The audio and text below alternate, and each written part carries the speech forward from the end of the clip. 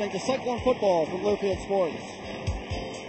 The Cyclone Radio Network has sailed along for decades, and for the last 12 years, the captain of the ship has been Bob Foster. His official title is Game Site Producer, but his job is much more than that. I arrive 5 hours before kickoff. I set up the locker room first, and then do the full setup up in the stadium. And it's not necessarily always okay when you plug it in. And that's why you arrive at the stadium 5 hours before kickoff, because 3 hours before kickoff you're connecting with the network, and 2 hours before kickoff you're on the air. Once we're up and we're running, I'm communicating with Ben on the sidelines. I'm timing the timeouts. I'm letting John and Eric know if there's maybe a stat or something that pops up. I'm also communicating with network control down in Jefferson City, Missouri. I'll be recording the game so that I can pull out the scoring plays for the halftime report. I'll be writing the halftime report while the game is underway, keeping a written dialogue, so that when halftime comes and I replay the scoring plays, I know what exactly happened. On the road also, sometimes I act as kind of an unofficial spotter. If they can't quite make out who made the tackle or who made the play, then I've got to be that extra set of eyes.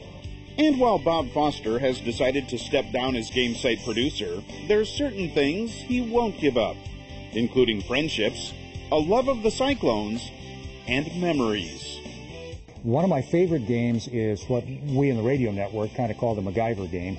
That was Texas A&M about 5 years ago, where about 30 minutes or so before airtime, we discovered that most of the equipment had been damaged in shipment to College Station.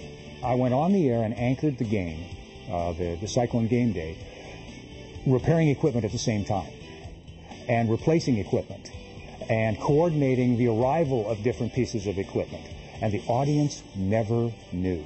And then Todd Blythe caught, 4 touchdowns in that game, and we spanked the Aggies at their house, and that was special too.